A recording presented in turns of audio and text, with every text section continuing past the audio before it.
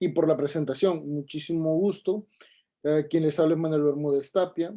Vamos ahora a desarrollar un muy complicado, a la misma vez muy, muy referenciado en la actualidad, tomando en cuenta que se trata de muchos casos de violencia familiar en una condición casi de manera diaria, cotidiana, y que nos va a provocar muchísimos inconvenientes.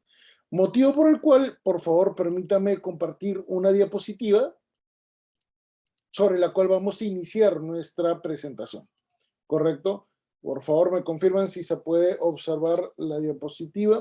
Me la estoy compartiendo. Sí, doctor, sí se puede observar. Ya. Entonces, nos toca analizar una realidad temática sumamente especial, compleja, pero a la misma vez dinámica, tomando en cuenta una serie de variables que van a ser sumamente especiales. ¿Correcto? Y fíjense de dónde partimos. De un solo hecho se interpreta varias cosas, ¿correcto? De un solo hecho, podemos evaluar qué cosa. De un solo hecho se puede interpretar varias cosas, ¿correcto? Se puede interpretar mucho de un solo hecho. Ahora, fíjense si a esa realidad normalmente le vamos a asignar dos valores complementarios. Fíjense ustedes, ¿qué es lo que le vamos a asignar? Una referencia muy coloquial, ¿correcto? Violencia, varón, mujer. No al revés. Fíjense que el varón es el que golpea, como si eso fuera lo único referenciado y especial. Pero a la misma vez nos vamos a dar cuenta que existe otra realidad. ¿Correcto? ¿Cuál? Que no todo llega a ser denunciado. No existe una justicia oportuna, diligente, previsible, de un solo hecho. Fíjense entonces cómo cambiamos nuestra realidad, y vamos a observar que literalmente podemos pasar de una referencia teórica, fíjense, de un solo hecho, a literalmente tres valores adicionales que además quedan constantemente limitados bajo una perspectiva, ¿qué cosa? De no detallar otras realidades. ¿Correcto? Sobre esto, entonces, podríamos indicar nuevamente un solo hecho, de un solo hecho, vamos a seguir, ¿qué cosa? Tomando en cuenta diferentes condiciones. La primera de ellas, ¿cuál va a ser? Que no hay justicia, ¿correcto? Pero ¿cuál es la regla general? Violencia de varón hacia la mujer. No al revés, violencia del varón hacia la mujer. ¿Qué más? Vamos a darnos cuenta que estos contextos son constantes, son muy frecuentes en la sociedad. Violencia muy frecuente, con lo cual evidentemente vamos a ubicar dos referencias adicionales, ¿correcto? Sobre la cual vamos a detallar ¿qué cosa? Que no existe justicia. Apariencia, se colgó. Apariencia de no existir justicia, ¿correcto? Fíjense que esta referencia es muy negativa porque finalmente todos nos encontramos vinculados a esta perspectiva. Y recuerden que adicional, el acceso a la misma justicia es limitado. Entonces tenemos una perspectiva que ya nos permite evaluar que la ley no resuelve los conflictos sociofamiliares, que ya estamos encontrando un problema de orden nacional, porque no es solamente la violencia contra la mujer, es violencia contra los niños, es violencia hacia los niños, es violencia hacia personas, adultas mayores, a personas con discapacidad. Entonces, nos damos cuenta que ya existen otras variables que no suelen ser tomadas en cuenta, ¿correcto? Con lo cual nos damos una referencia de continuidad de esto que se está registrando a nuevas formas de violencia, ¿correcto? Existen otras formas de violencia. Existencia de otras formas de violencia que no son analizados para luego ya entender que existe un contexto mucho más complicado sobre la cual vamos a evaluar cómo es que el Estado interviene ante estas referencias. ¿Qué hace el Estado? Entonces, sobre esta base tenemos que explicar 3 elementos referenciales que van a ser las políticas del Estado. Política de Estado, política pública, política de gobierno. ¿Y qué significa una política de Estado? Son las políticas determinadas por la Constitución. Tienen una legitimidad constitucional y predeterminan la actividad del Estado. ¿Correcto? Por lo tanto, obsérvese que esto es sumamente especial. No es cualquier referencia. Por favor, entiéndase bien en eso. ¿Qué significa una política pública? Son, ¿qué cosa?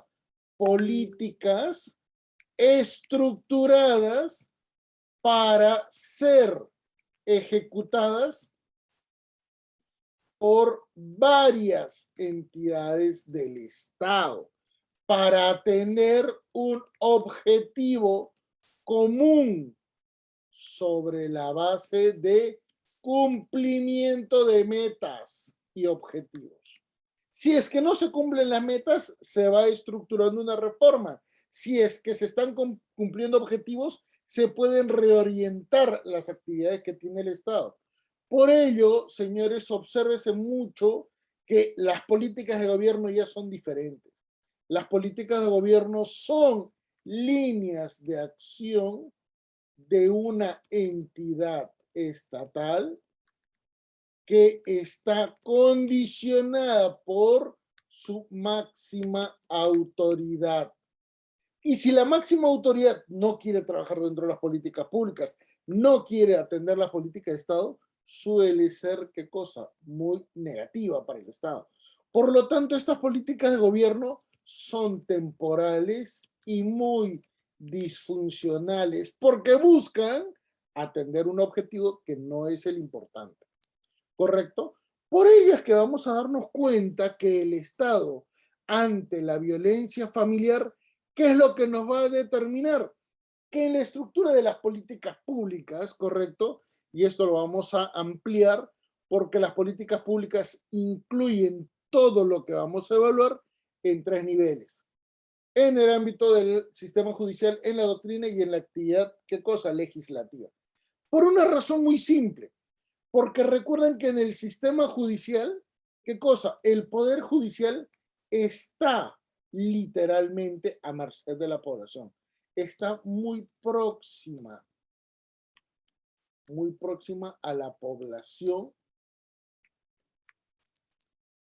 para atender sus necesidades. Artículo 138 de la Constitución, ¿correcto? Pero recuerden que este sistema judicial que tiene que atender la necesidad de la población no es el único. Por eso es que tenemos el Tribunal Constitucional que se encarga de evaluar la defensa de los derechos fundamentales de la población, especialmente en situaciones críticas. Proceso de amparo, proceso de habeas corpus, proceso de habeas data, ¿correcto? Que son los que suelen provocar estas condiciones.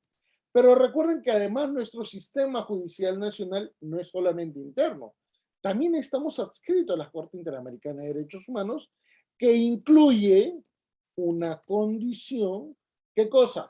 De indefensión en el ámbito judicial peruano.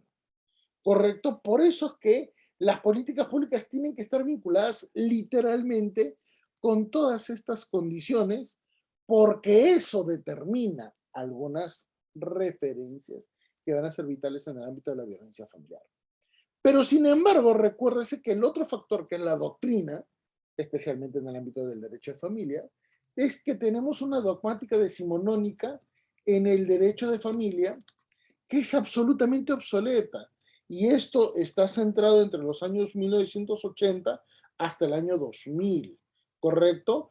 Que va a dar pase a una constitucionalización del derecho de familia desde el 2000 hasta el 2006, cuando se van a generar dos sentencias muy importantes. El caso 06572-2006, proceso de amparo, Janet Rosas Domínguez, y el expediente 09332-2006, proceso de amparo, caso Reinaldo Scholz.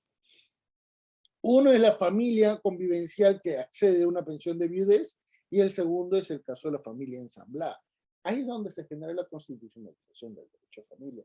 Y luego ya tenemos el derecho procesal de familia que viene del 2006 hasta nuestra actualidad, ¿correcto?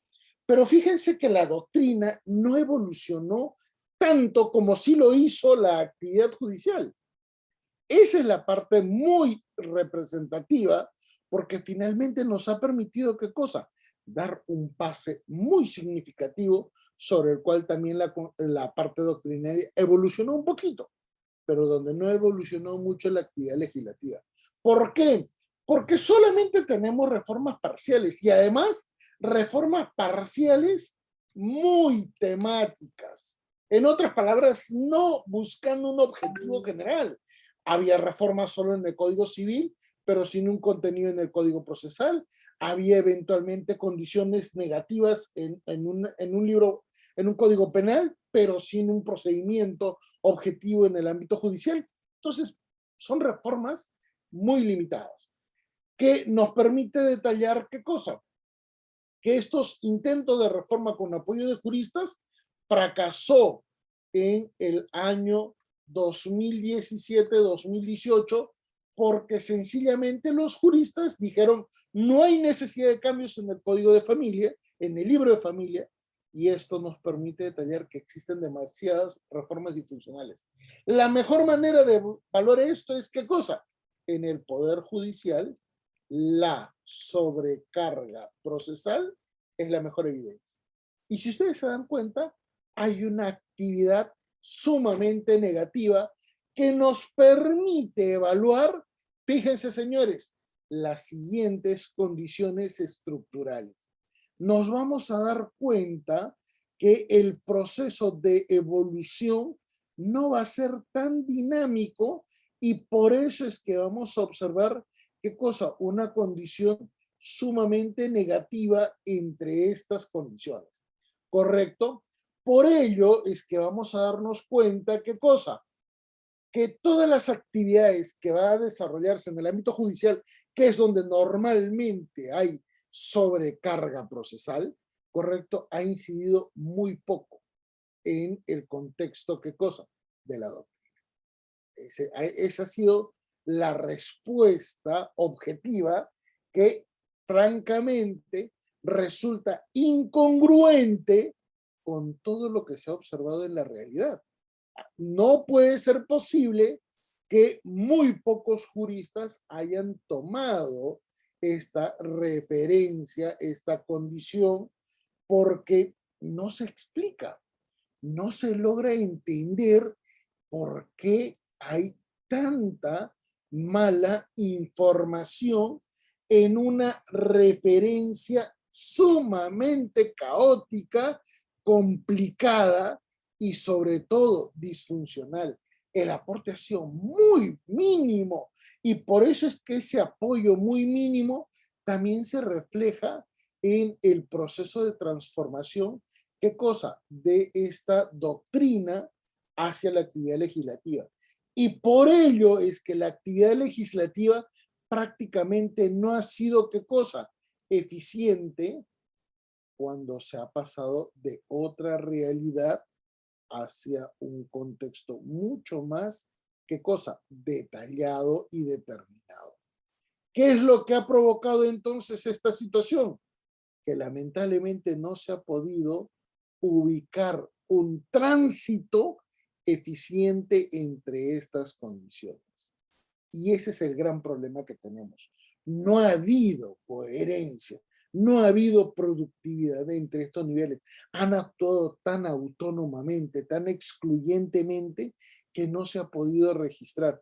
Por eso es que tenemos estas condiciones, ¿correcto? No ha habido esa estructura de vida, principalmente porque estas políticas públicas nunca comprendieron el carácter interdisciplinario de los conflictos familiares, ¿correcto? Los conflictos familiares tienen una serie de incidencias en el ámbito, ¿qué cosa? De la evaluación del Estado.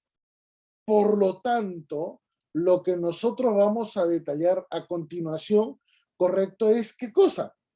A ver, he copiado mal. Esto de acá tiene que ser todo lo de acá. Muy bien. ¿Por qué tiene que ser muy referente esto, señores?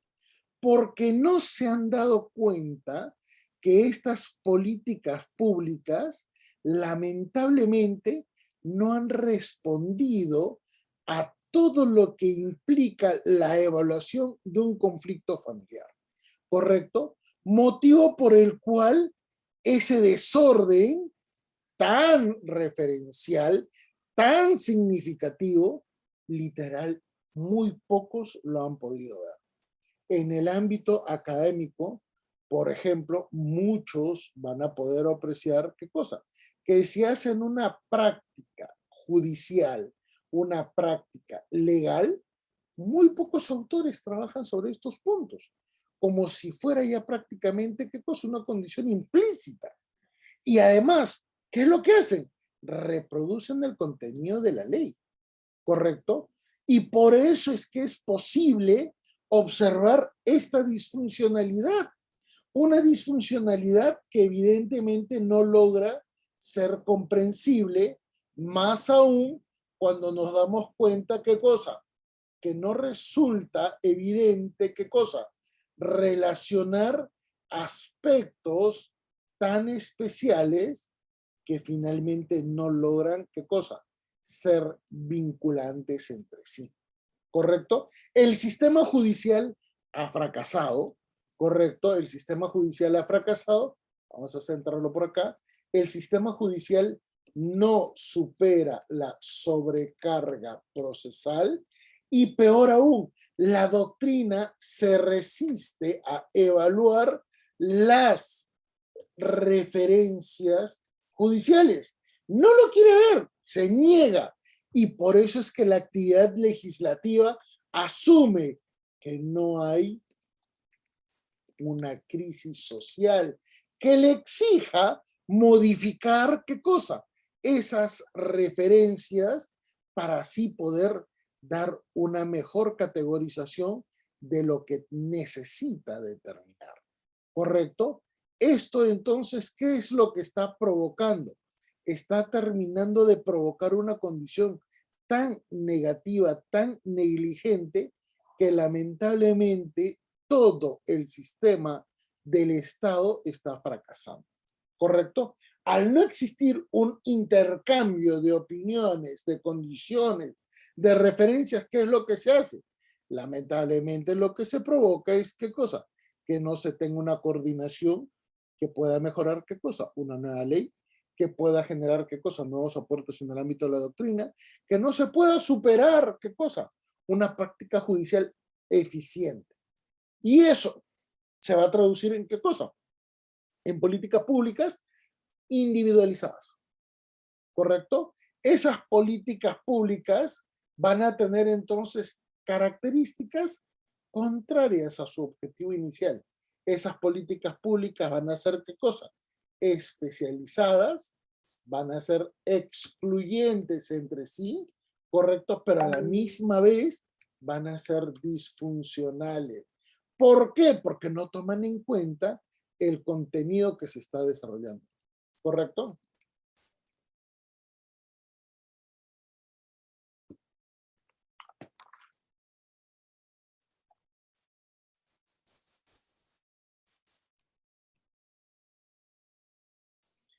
Muy bien. Sobre esta base, por favor, entiéndase bien que lo que está fallando acá es la visión del Estado.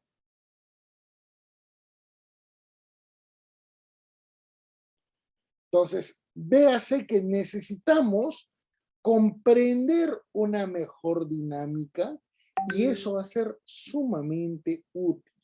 Eso va a ser demasiado vital para efectos de poder generar condiciones muy especiales.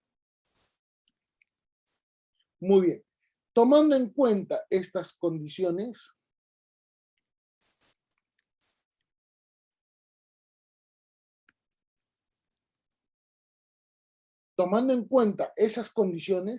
fíjense qué es lo que se ha generado, ¿correcto? A ver, esto lo voy a reducir a nivel de tamaño de letra para que pueda ser mejor.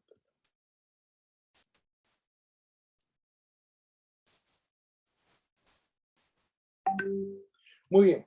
¿Qué es lo que ha provocado? Que, por ejemplo, en el contexto de derecho de familia, se abuse del concepto de género. Literalmente ya no es derecho de familia, es un tema de derecho de género. ¿Correcto? ¿Qué además que ha provocado? No se evalúe, ¿qué cosa? Nuevos tipos de familia. Y peor aún, no se ejecute una visión interdisciplinaria para poder ahora sí analizar qué cosa, una mejor interpretación de la realidad del derecho de familia. ¿Correcto?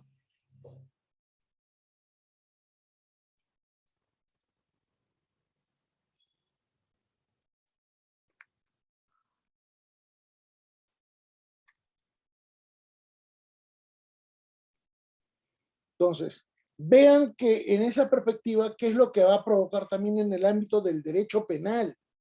Lamentablemente vamos a ubicar peores condiciones. Peores condiciones, ¿por qué? Porque el derecho penal es el más representativo. Y al ser el más representativo es donde mayores inconvenientes hay.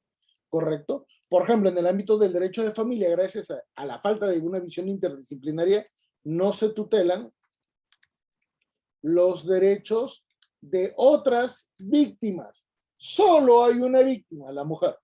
Y ese es un gran problema de la ley 30.364 que estamos analizando ahora. Correcto. ¿Esto qué es lo que provoca en el ámbito del contexto penal? No se evalúa, ¿qué cosa? El iter criminis. No se analiza. No se toma en cuenta el objetivo de la pena. O ustedes me van a decir que se puede rehabilitar una persona que ha ejecutado violencia familiar. ¿O ustedes creen que con todas las condiciones normativas y procesales y judiciales que tenemos, no se logra evaluar qué cosa? El contenido y sentido de la prevención penal. No hay, ¿correcto? El control penal del Estado es insuficiente y además muy atemporal. Esto es, hay víctimas que nunca tienen tutela. Surge una victimología muy especial y peor aún, se registra una cifra negra de criminalidad. Esto es aquello que no ha sido denunciado. Y ese es el gran problema de la ley, y por eso es que hay muchísimos casos de feminicidio que dicen, pero ¿por qué la mató si estaban bien? Es porque nunca denunció. Así de simple. ¿Correcto? Y eso nos permite detallar que en el contexto civil tampoco hay una regulación. ¿Por qué? Porque tenemos problemas tan disfuncionales como, por ejemplo, la identidad de un menor es absolutamente, ¿qué cosa? Trivializada. Hoy por hoy no se necesita registrar al padre del hijo. Una mujer puede registrar a su hijo siendo casada y diciendo no es de mi marido. ¿Y de quién es? No interesa. Como si eso fuera un referente indispensable o eventualmente irrelevante. Entonces, nótese que en este sentido la identidad, que es un derecho fundamental, es relativo. Peor aún, fíjense que en estos contextos, en el ámbito civil, ¿correcto? Toda la legislación que se relaciona con contextos sociofamiliares queda limitado a una familia matrimonial. En otras palabras, los otros tipos de familia no existen. Y eso es grave, ¿correcto? Eso es grave. Por eso es que en el ámbito judicial, ¿correcto? La visión del derecho es exegética. En otras palabras, solo se interpreta lo que está en la ley. El procedimiento es rígido y no se puede evaluar el contexto dinámico de las relaciones familiares en crisis. Por lo tanto, el contexto del proceso te permite decir, fíjense, el contexto procesal es tan complejo que se relaciona con casos de abuso de derecho, con abandono procesal, con problemas de legitimidad e interés para obrar, porque no siempre van a participar las mismas partes procesales que son las personas involucradas en un conflicto familiar.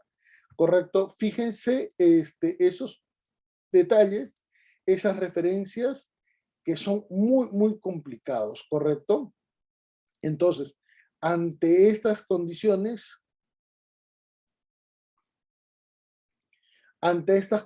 por favor, vean que llegamos a un punto medular, que es el derecho probatorio. ¿Por qué? Porque la prueba en un proceso derivado de familia no es vinculante.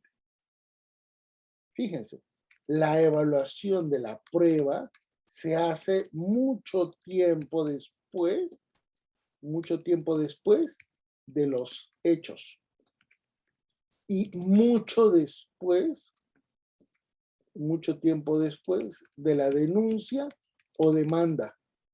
¿Bajo qué criterio entonces se puede hacer una evaluación probatoria si literal ya pasó demasiado tiempo?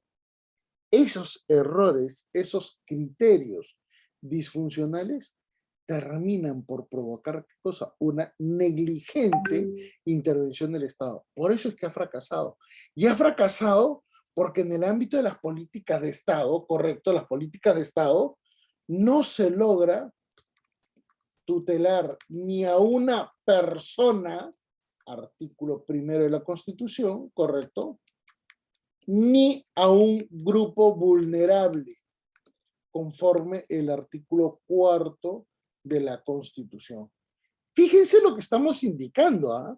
Que al final no existe una buena, una diligente evaluación de las realidades y por eso es que tenemos estos inconvenientes, ¿correcto? Por eso es que a nivel de políticas públicas, ¿correcto? El Ministerio de la Mujer no tiene una condición de objetividad ante la realidad. Ha fracasado. El Ministerio de la Mujer ha fracasado. Si me dicen, no, pero el Ministerio de la Mujer está atendiendo a víctimas, el solo hecho de tener víctimas es porque ya es un fracaso. No ha logrado reducir esto. ¿Para qué sirve?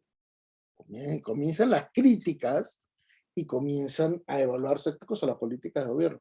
Pero recuerden que las políticas de gobierno suelen estar dirigidas a un individuo, ¿correcto? La autoridad de la entidad pública suele ponderar ¿qué cosa?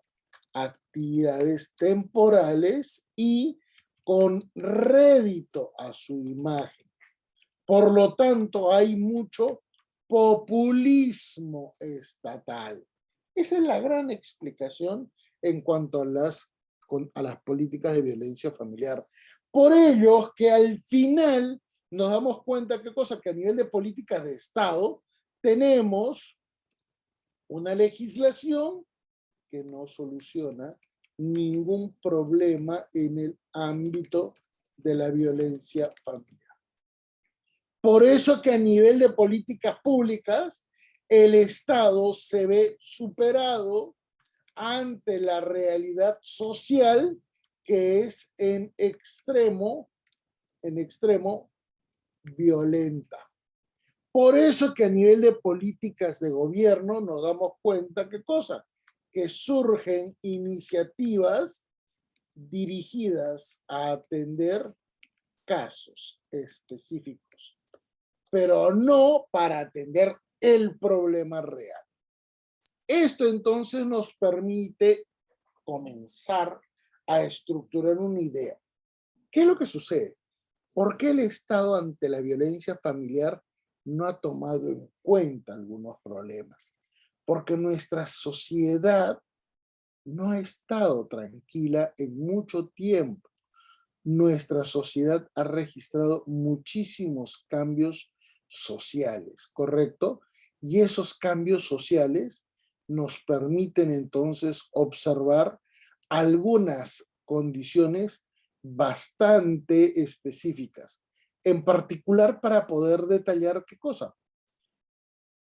Situaciones muy pragmáticas, muy complejas, donde nuestra sociedad ha estado en permanente cambio. ¿Correcto? Y esto tiene muchísimo que ver con un contexto preliminar, con un contexto muy disfuncional que incluye muchas condiciones. No podemos estar centrándonos solamente en algunas referencias, no, lamentablemente. ¿Correcto? ¿Y por qué? Porque van a haber cambios tan complicados, cambios tan estructurales, que probablemente no podamos explicar con objetividad el porqué de su desarrollo y el porqué de sus condiciones, ¿correcto? Por ello es que vamos a tomar en cuenta, ¿qué cosa? Las siguientes condiciones. A ver, vamos a tratar de estructurarlo un poco mejor. ¿Correcto? ¿Qué es lo que ha sucedido en este contexto? Recuerden que existen hoy por hoy tratados internacionales sobre derechos humanos, ¿correcto? Y los principales ¿cuáles son? 1948, 1966. Y comenzamos a detallar muchos otros niveles de acción que se han observado en el ámbito internacional. Eso que ha provocado también en nuestro país han habido muchos procesos de migraciones. Han surgido nuevas ciudades y la realidad rural ahora pasó a ser una realidad urbana, ¿correcto? Vean que en estas circunstancias, ¿qué es lo que vamos a comenzar a detallar? Que lamentablemente esos cambios han terminado por provocar una crisis en el estado de bienestar. La forma de gobernar en el Perú ha sido un fracaso total. Eso que ha provocado crisis en la democracia en varios momentos, como también se han registrado contextos de corrupción muy elevados, ¿correcto? 1986, 1990, 1995 al 2000, eventualmente del 2001 al 2022, nadie va a poder negar esto. El terrorismo terminó provocando, ¿qué cosa? Una crisis sociopolítica en el país grave.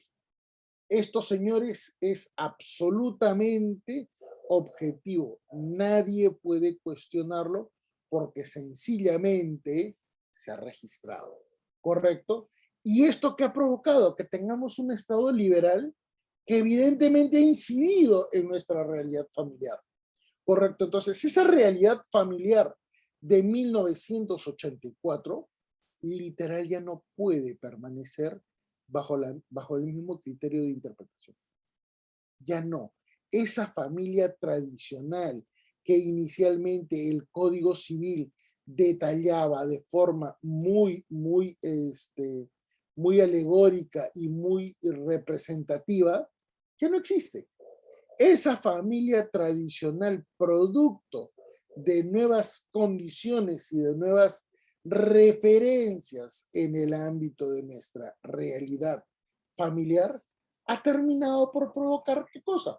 Nuevas relaciones familiares en un entorno absolutamente diferente a lo que está detallado en la realidad. ¿Correcto? Entonces, ¿qué es lo que ha provocado esta nueva condición? Que es, ¿qué cosa? Sumamente crítica y también negativa, porque es evidente que no podemos cuestionar esto que se ha ido generando de forma constante, de forma aleatoria. Ha terminado por provocar una realidad mucho más complicada, que ha terminado por provocar qué cosa, que en los últimos años la idea de una justicia, la idea de una referencia muy especial para atender los conflictos familiares sea un fracaso total. ¿Correcto? Entonces, ¿qué ha provocado esto? Una crisis en el ámbito de nuestra realidad social tan grave que no pueda, ¿qué cosa?, ser materia de evaluación objetiva porque existen demasiados elementos, ¿qué cosa?, negativos y condicionados. Crisis sociofamiliar desde hace muchísimo tiempo que se expone ¿dónde? Que se expone en los juzgados. Esto, señores, ha terminado por provocar una realidad tan compleja que nos permite entonces detallar. Necesitamos reorientar una manera de cambiar esta realidad. Absolutamente resulta necesario. ¿Correcto? ¿Y por qué resulta necesario? Porque sencillamente esto ya ha sido superado. Ya no resulta posible entender que esa ley que en su momento se desarrolló a efectos de garantizar lo que estaba ocurriendo en nuestra realidad de 1984 sea vigente para nuestro moderno actuar. ¿Por qué? Porque no resulta visible, ¿correcto? Y por eso que el Estado ante la violencia familiar se ha centrado en pocas cosas. Fíjense qué es lo que ha analizado la ley. La ley ha analizado una realidad limitada, ¿correcto? La ley ha analizado una realidad limitada porque además no ha podido evaluar ¿qué cosa? El contexto de lo que significa los derechos humanos. La ley peruana, en forma general, no ha tomado en cuenta que un solo hecho se puede evaluar de varias maneras, ¿correcto? Y eso que ha provocado que tampoco se logre comprender la dinámica de la tutela de los derechos humanos. Consecuentemente, ¿qué es lo que está fallando? Está fallando todo el sistema, ¿correcto? Los derechos humanos no son percibidos bajo la misma realidad, ¿correcto? Por eso es que va a ser muy significativo entender estas estructuras, porque al final de cuentas tenemos un Estado ineficiente, un contexto económico que incide, los efectos del terrorismo, ¿correcto? Efectos del terrorismo, un nivel de corrupción en todo nivel, una crisis de la democracia que termina por provocar, ¿qué cosa? Un problema mucho más grave. La sociedad ya no le cree al Estado, ¿correcto? Y cuando la sociedad ya no le cree al Estado, ¿qué es lo que ocurre? Ocurre una deslegitimidad del Poder Judicial, ¿correcto? Y eso es lo grave. Hay un Estado disfuncional, el Poder Judicial es superado, no logra atender las necesidades de la población, ¿correcto? Pero no solamente el Poder Judicial, el Estado es, ¿qué cosa? Muy limitado, ¿correcto? El Estado está cuestionado.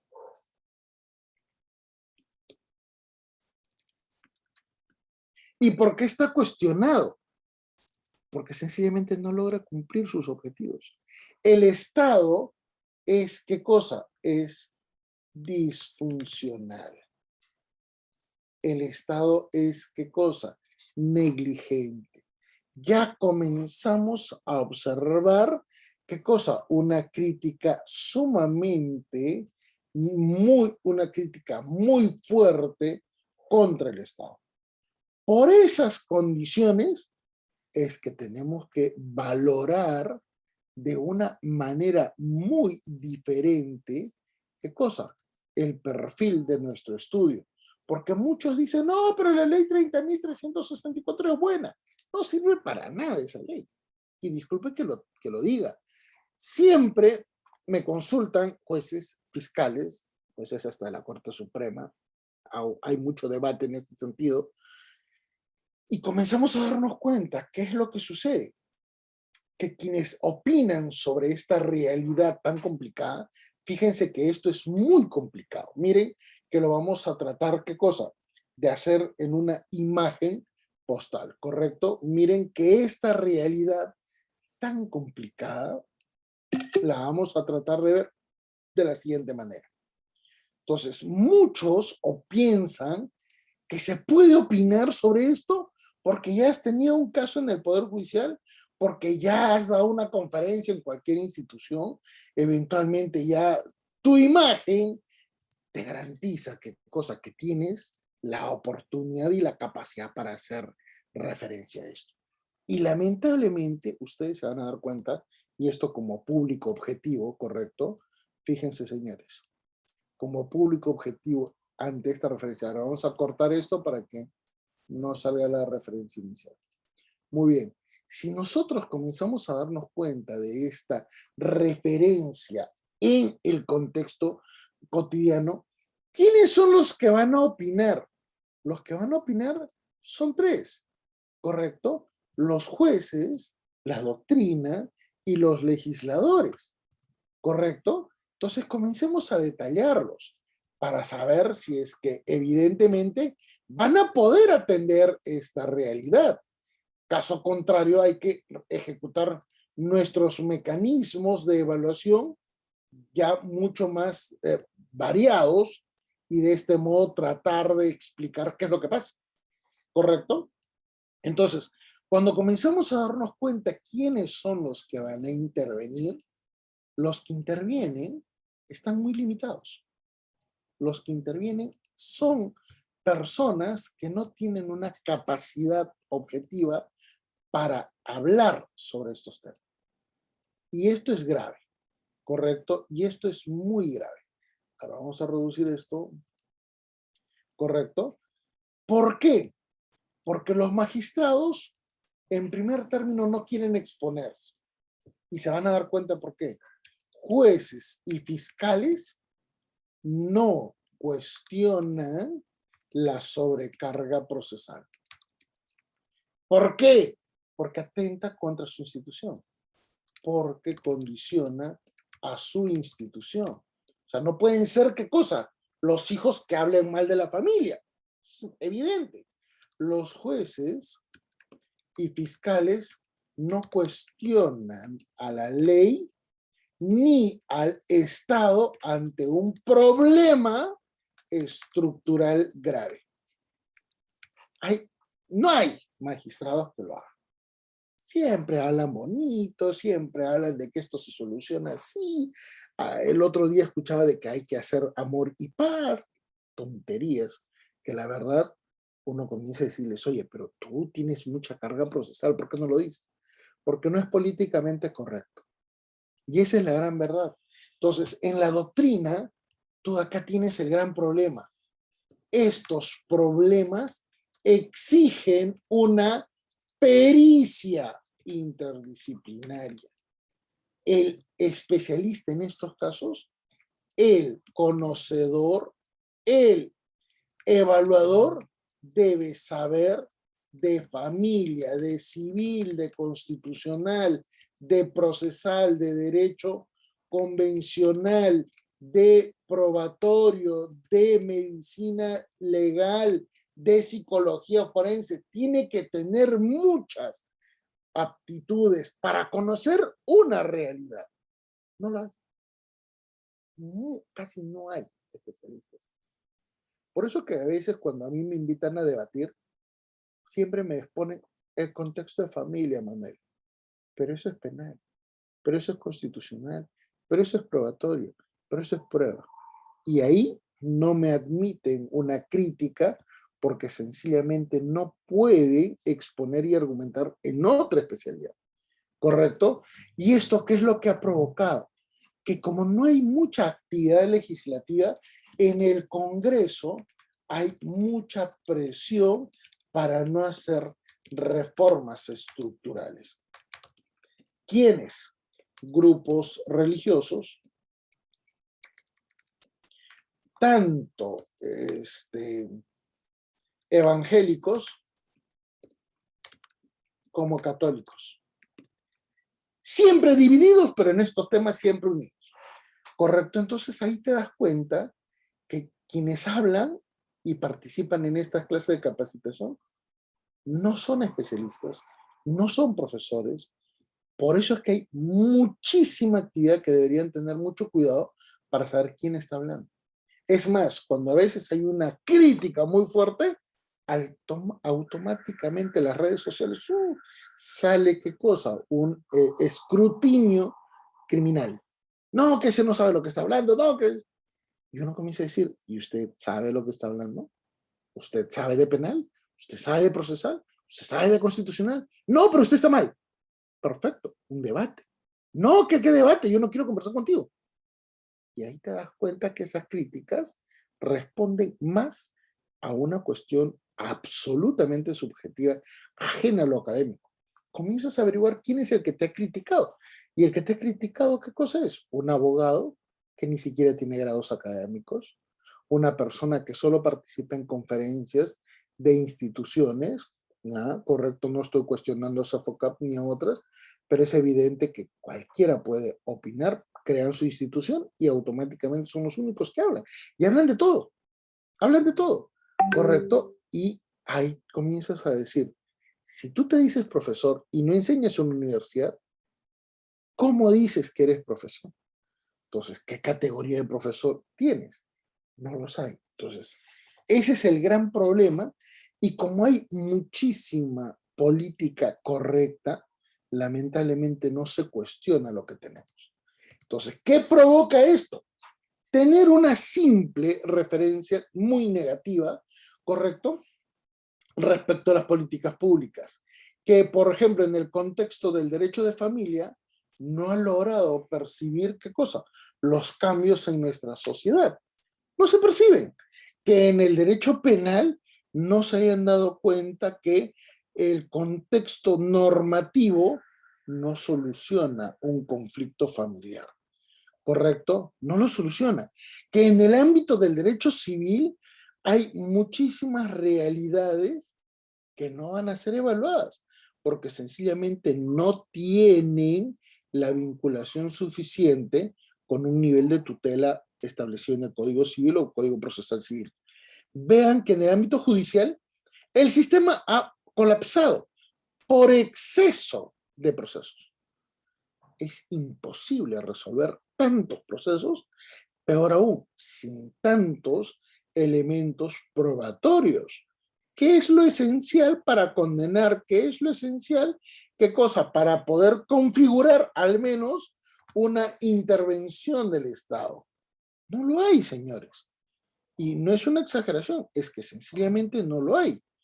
Ante esta realidad, entonces, nos damos cuenta que en el ámbito del derecho procesal, los procesos han estado pensados en una condición donde no hay sobrecarga procesal. ¿Cómo le haces a un país que tiene 32 millones de habitantes, que tiene por año 2,5 millones de procesos nuevos a nivel de demandas y denuncias, 2,5 millones, y si tomamos en cuenta que cada expediente está vinculado a una crisis familiar, a una situación donde el problema se evalúa entre 5,7 individuos en una familia en crisis, ¿correcto? Nos damos cuenta entonces que tenemos casi a 14 millones de peruanos involucrados en un conflicto familiar. 14 millones de peruanos. ¿Ustedes creen que esto es fácil de resolver? ¿Ustedes creen que existe la posibilidad de poder condenar a alguien sin elementos probatorios? ¿Dónde está la presunción de inocencia? Eventualmente la evaluación de un proceso judicial diligente. ¿Dónde está la aplicación e interpretación de una serie de garantías de orden procesal, judicial, procesal a favor de cualquier individuo? ¿Que es tan fácil relativizar las cosas? Bueno, ahí está nuestra principal crítica al contexto de violencia familiar. Por eso es que el Estado peruano no se da cuenta que esta crisis familiar es lo que tiene que evaluar. Y esa crisis familiar se tiene que analizar tomando en cuenta el contexto de la ley, el contexto de las personas, el contexto de la sociedad y el contexto del tiempo. ¿Correcto? Fíjense que son 4 referencias muy diferentes entre sí. Cada una tiene un valor totalmente diferente y que va a permitirnos, ¿qué cosa? Comprender una realidad totalmente distinta. Por lo tanto, obsérvese que esas referencias que nosotros vamos a analizar van a tener condiciones totalmente distintas, ¿correcto? ¿Por qué? Porque solo lo que va a estar garantizado por la ley, ¿correcto? Legalidad, legitimidad, va a ser reconocido formalmente, va a poder ser tomado en cuenta en un contexto de realidad donde también se aplica, ¿qué cosa? Un valor muy importante de lo que es informal. ¿Por qué? Porque recuérdense que lo informal es también un elemento muy importante en nuestro país. Todo aquello que esté debajo de la ley, correcto, todo aquello que esté debajo de la ley y que eventualmente no esté garantizado por la sociedad, pero que de alguna manera tenga una condición en el tiempo, puede convertirse en una condición de ilegitimidad. Y todo aquello que no esté reconocido por la sociedad, no esté reconocido por la ley, ni esté en el tiempo, tendrá un valor de ilegalidad.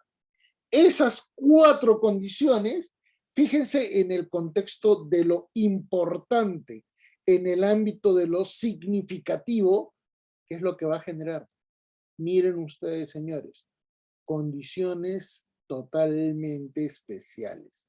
¿Por qué? Porque van a validar no solamente relaciones familiares, sino que además van a provocar una serie de criterios de interpretación. Y para eso es la parte explicativa de esta clase, ¿correcto? Fíjense, señores, qué es lo que se va a regular en forma preferente y excluyente. El matrimonio.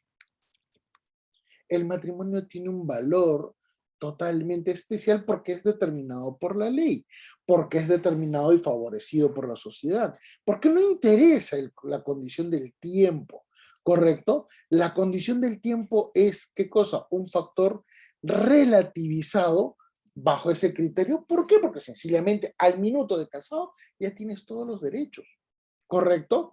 Pero fíjense que este contexto matrimonial no es el único, porque también conforme a la Constitución podemos tener otro criterio, que es la convivencia. Y recuerden que existen 3 categorías de convivencia. Convivencia propia, convivencia impropia, ¿correcto? Recuerden que en este sentido está la convivencia propia.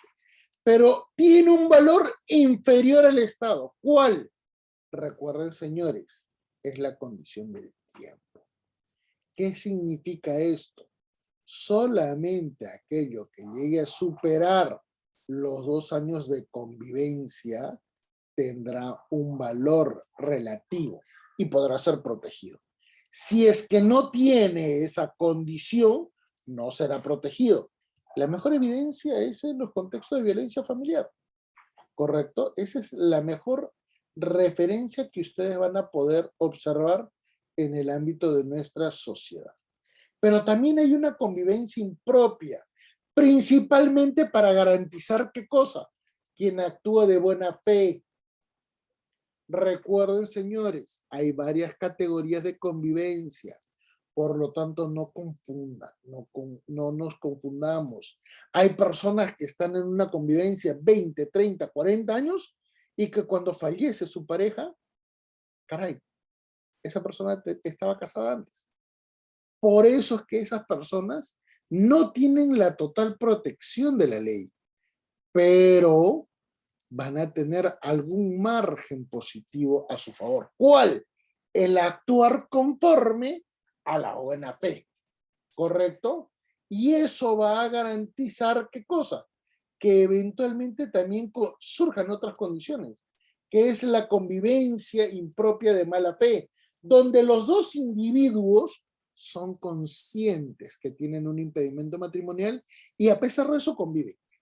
Pero un momento, ¿esas condiciones acaso les generan alguna condición de tutela? Ninguna. Ninguna condición de tutela, porque son conscientes, ¿qué cosa?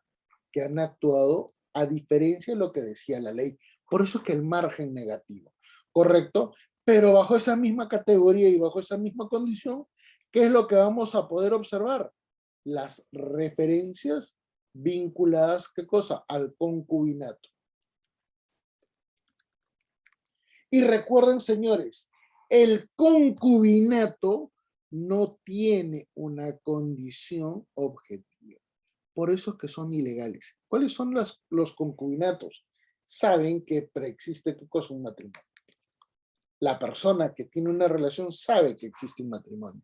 Por ello es que acá recién hicimos la variación. No es una condición de informalidad, es una condición de ilegalidad. Por eso es que la convivencia impropia de buena fe pasa a este valor. Y vean ustedes cómo se van formando las estructuras familiares para poder entender el por qué fracasa la violencia familiar en nuestro país. Y fracasa la violencia familiar porque sencillamente no se han dado cuenta que existen diferentes subcategorías de evaluación, ¿correcto? Por eso es que en el ámbito de la ilegalidad también están prohibidos, ¿qué cosa? Otras subcategorías, por ejemplo, de uniones. Por ejemplo, las uniones con menores de edad, que está totalmente prohibido, está proscrito, porque esto puede ser, ¿qué cosa? Una referencia eventualmente a un nivel, ¿qué cosa? De delito, ¿correcto? Perdón.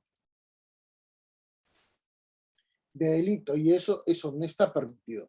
En cambio, el concubinato tiene otra condición, otra categoría.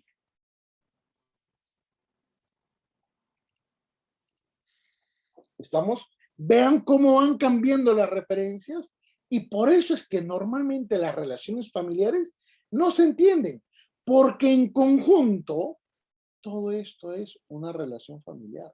Hay varias categorías, hay varias condiciones donde surgen después, ¿qué cosa? Las familias binacionales, las familias multiculturales, las familias ensambladas, las familias extendidas. Por eso es que cuando se analiza la crisis familiar, ¿correcto? Tenemos diferentes periodos muy representativos, ¿correcto? Y que no logran tener una condición objetiva. Esto lamentablemente nos termina por provocar una condición muy grave. Y una condición grave porque esencialmente los tiempos no resultan coherentes, ¿correcto? De este modo, el contexto íntimo llega a ser una referencia muy relativa, ¿correcto? Tan relativa que no se limita a un contexto de la crisis familiar, ni mucho menos se relaciona, ¿qué cosa? A una referencia vinculada a la evaluación del conflicto, que se puede dar en varios momentos. Como tampoco se hace referencia con respecto de las crisis que agudizan los contextos y los entornos familiares. Mucho menos respecto de la condición sobre la cual se va a ejecutar, ¿qué cosa? Una evaluación dentro del conflicto familiar, porque los tiempos cambian. Correcto, los tiempos cambian. Y eso tampoco se va a entender en una condición ya judicial, Por eso que todo aquello que está sobre un proceso judicial que ya tiene sentencia, no llega a tener, ¿qué cosa? Un cumplimiento objetivo. Porque se cree que la sentencia soluciona un problema. Y no es cierto. Porque en todo ese procedimiento puede existir un perdón familiar, porque puede existir una paz familiar en el tiempo, en cualquier momento, pero también puede venir una situación de feminicidio, una situación de filicidio, una situación de parricidio. Las partes actúan de una manera tan discrecional porque la ley les permite atomizar sus diferentes referencias y al final nos damos cuenta que en realidad nadie puede, ¿qué cosa? Reparar estas condiciones, estas referencias. Fíjense la cantidad de tiempos que se van a exponer y que nos permiten entonces observar una condición absolutamente negativa. Estamos ante una realidad tan compleja que lamentablemente no logramos observar una condición coherente, una condición sana de nuestra sociedad. Nos damos cuenta que tenemos diferentes perspectivas muy especiales y que inducen al contexto de violencia. Y eso se grafica cuando ya vemos la parte penal. ¿Por qué? Porque toda la crisis penal previa no se toma en cuenta en cuanto a los elementos del delito. No se analiza qué cosa, las condiciones en forma equivalente respecto al varón y respecto a la mujer, cuando hay un hecho delictivo. Vean el acuerdo plenario 11, el pleno onceavo sobre violencia de la Corte Suprema, en particular el acuerdo plenario 09-2019 del Centro de Investigaciones Judiciales 116. Es absolutamente incoherente. Dice, toda situación, así no sea grave, va a generar un expediente judicial. ¿Y qué pasa con la violencia entre ascendientes y descendientes que no son pareja? ¿Qué pasa en las personas que eventualmente tienen una vinculación de familiaridad que también tienen violencia? No importa. Al no importar, no son tomados en cuenta, y eso ¿qué es lo que termina por provocar? Que las acciones, o sea, el delito que se inicia, no es evaluado, porque no se toma en cuenta si ese hecho fue autónomo, continuado, provocado. Hay una negligente evaluación, ¿correcto?, del modo en el cual se genera un delito, por la perspectiva de género, porque hay una sobrecriminalización, porque se invisibilizan a otras víctimas. Por ello es que el nivel del expediente judicial es absolutamente negativo. No soluciona los problemas de violencia justamente porque esto es imposible de manejar. El nivel que se genera en una denuncia, los niveles de tutela, el nivel de evaluación por especialidad, el contexto de la evaluación de la intimidad de una pareja, no son tomados en cuenta. ¿Qué provoca entonces esto? Una evaluación del entorno de la violencia familiar muy negativa. Un solo hecho, tal como lo vimos al inicio, ¿correcto?, ¿qué te permite? Una evaluación por especialidades, una atomización del conflicto. Por eso es que tú tienes en la jurisdicción penal, pues, un proceso con una medida de protección. En la jurisdicción de familia tú tienes un proceso con medidas cautelares, ¿correcto? En el ámbito constitucional tú tienes procesos constitucionales, por ejemplo, un amparo. O en la jurisdicción civil procesal probatoria tú tienes un proceso que puede llegar ante la Corte Interamericana de Derechos Humanos. Entonces te das cuenta que comienzas a tener una multiplicidad de procesos solamente para analizar violencia familiar. Y aunque parezca increíble, en el ámbito penal, una denuncia por feminicidio no necesariamente va a provocar una condición de trámite de divorcio. Peor aún, en el ámbito civil, así tú tengas tu sentencia condenatoria de feminicidio, no va a significar automáticamente qué cosa, que tengas garantizada la demanda fundada y consecuentemente una sentencia, porque sencillamente el juez dirá, no, lo que se ha generado en otro expediente no cuenta, tengo que evaluar lo que está pasando en este proceso, en este expediente. Y eso es lo negativo, ¿correcto? Eso que es negativo nos termina por provocar, ¿qué cosa? Una evaluación tan negativa que, por ejemplo, falla absolutamente todo. Falla, por ejemplo, en el contexto judicial penal, el que la pena no tenga un carácter preventivo, disuasivo, punitivo, socioeducativo. En el ámbito familiar, Recuerden que los conflictos familiares se pueden solucionar internamente, ¿correcto? Pero en situaciones graves, la conciliación dice que no te permite esto, pero eventualmente podemos encontrar en el ámbito familiar que una pareja pueda solucionar absolutamente todo, ¿correcto? Pueden solucionar todo porque sencillamente la pareja puede tener esa discrecionalidad, ¿correcto? Y esto es muy significativo, ¿correcto? Porque genera una condición muy diferente a lo evaluado, en el ámbito, al ámbito ordinario. Un proceso constitucional tiene unas condiciones, tiene unas categorías, tiene unas referencias totalmente diferentes a las de un proceso civil, y esto nos permite evaluar qué cosa, que en un contexto civil el manejo de las pruebas tiene otra valoración, ¿correcto? Tiene una valoración tan diferente y especial que nos comenzamos a dar cuenta que cuando se evalúa la violencia familiar no se toman en cuenta un montón de problemas. Miren nada más estas referencias. No se toma en cuenta el contexto de una familia en crisis, las situaciones de división familiar, las situaciones que van a incidir en la naturaleza del juzgamiento de lo que vamos a evaluar. No se toma en cuenta qué cosa, las condiciones familiares de las personas, el entorno de violencia que estamos por ahí generando, no se toma en cuenta el nivel socioindividual de cada individuo respecto de su capacidad para poder relacionar un hecho, su nivel profesional, académico, el nivel de cultura, el acceso a la educación, el entorno familiar de apoyo, el contexto económico, las referencias vinculadas a la maternidad o paternidad juvenil, que terminan por provocar las esferas individuales del comportamiento de una persona, especialmente respecto de su perfil psicológico, su desarrollo emocional que garantiza, ¿qué cosa? El cumplimiento de un nivel de responsabilidad, como también, ¿qué cosa? De su proyecto de vida. Entonces, ante estas condiciones, es muy importante, ¿qué cosa?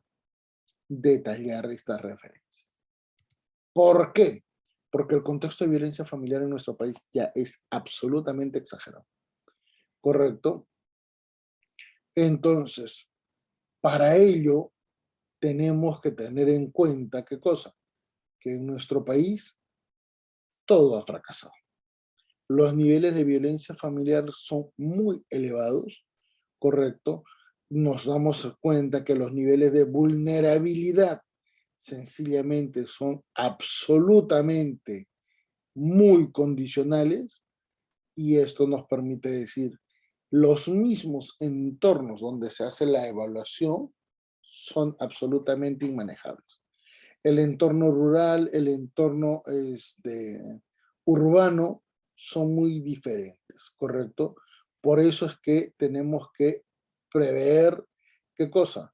La importancia de evaluar diligentemente este tipo de condiciones, porque de lo contrario nunca vamos a encontrar una solución que pueda remediar, ¿qué cosa? Estas situaciones. El contexto de violencia en el ámbito tan elevado que tiene, ¿qué cosa? Nuestro país, en particular porque casi los niveles de violencia resultan tan extremos que es imposible pensar que no existen otras condiciones que nosotros vayamos a tomar en cuenta, ¿correcto? Ante estas condiciones, recuerden que la política criminal ha fracasado. Y ha fracasado porque sencillamente no hay un estudio objetivo de la evaluación económica del hecho criminológico, de la evaluación social, no hay una condición objetiva respecto, ¿qué cosa? De lo que es el procedimiento con el cual se interpreta unos hechos en el entorno civil, familiar, constitucional o penal. ¿Correcto? Esto entonces, ¿qué garantiza? Garantiza un nivel tan disfuncional y aleatorio que sencillamente nuestra política criminal no entiende cómo es que se puede promulgar una ley donde no existe una evaluación de reincidencia, donde no existe una evaluación, ¿qué cosa?, de la rehabilitación, donde eventualmente existen diferentes condiciones sobre las cuales se tiene muchos inconvenientes, ¿correcto? Esto es muy grave, y por eso es que observamos que el Estado ni siquiera logra tener un verdadero nivel de acción. Por ejemplo, ¿qué dice? Procesos que moviliza el registro de feminicidio del MINE. ¿Para qué quieren evaluar feminicidios si ha murido la víctima? Ya murió la víctima. No hay prevención. Lo que significó que cosas que sencillamente se está actuando después de el hecho, ¿correcto? Y esto que termina por provocar que no se tome en cuenta cómo es que incide estos tipos de delitos ante una referencia mucho más estructural, ¿correcto? Una referencia muy complicada cuando comenzamos a analizar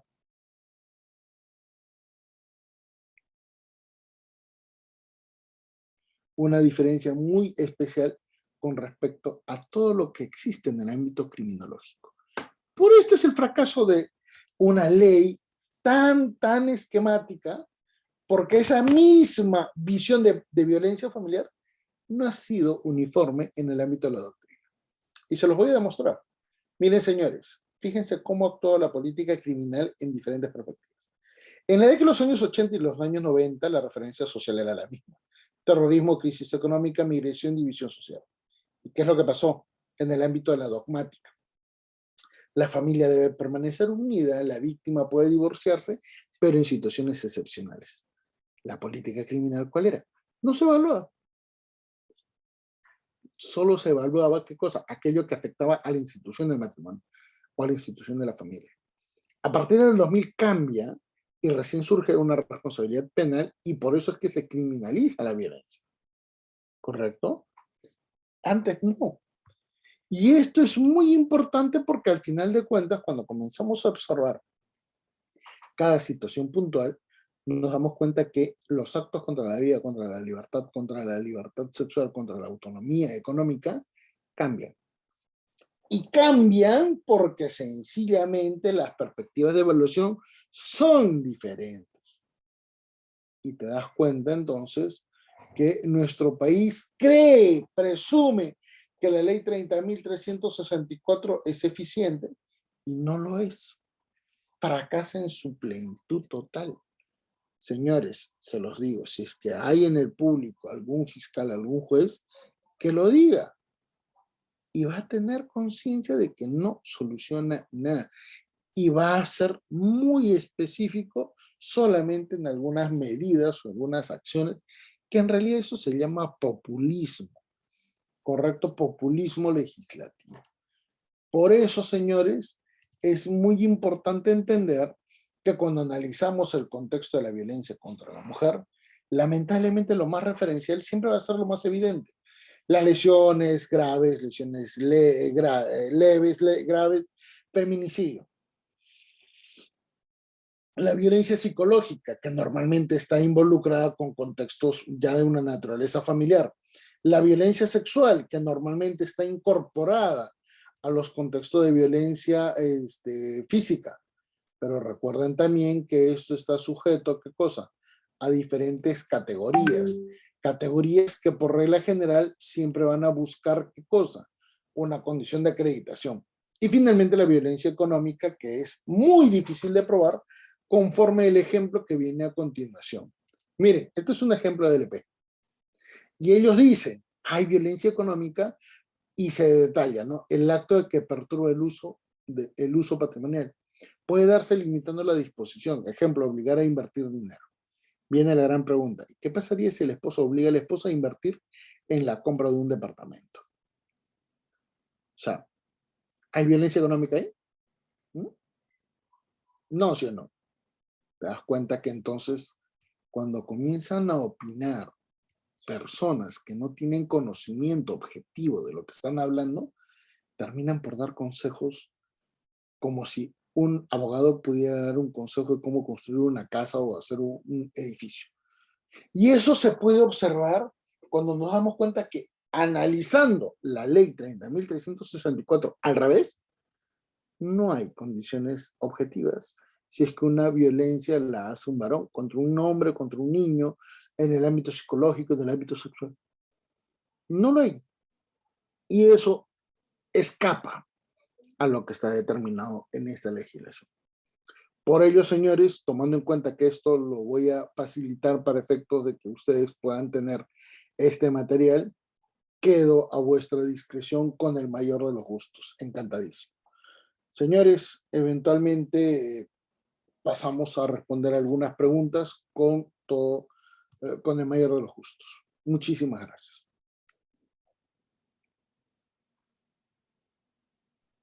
Recuerden que tienen la opción de levantar mano para poder habilitarles el micrófono.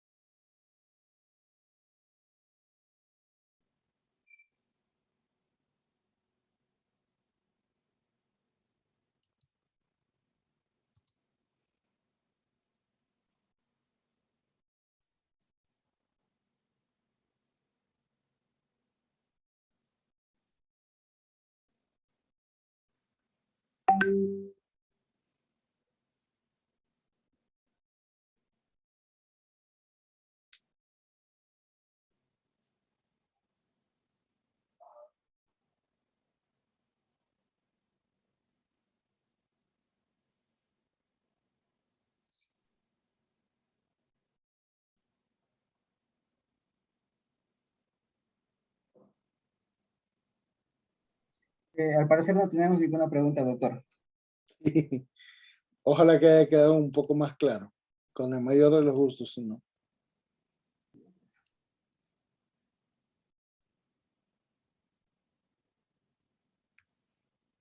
Bueno, con esto estaríamos culminando la clase de hoy, doctor. No hay ningún inconveniente, probablemente nos veamos en una siguiente oportunidad.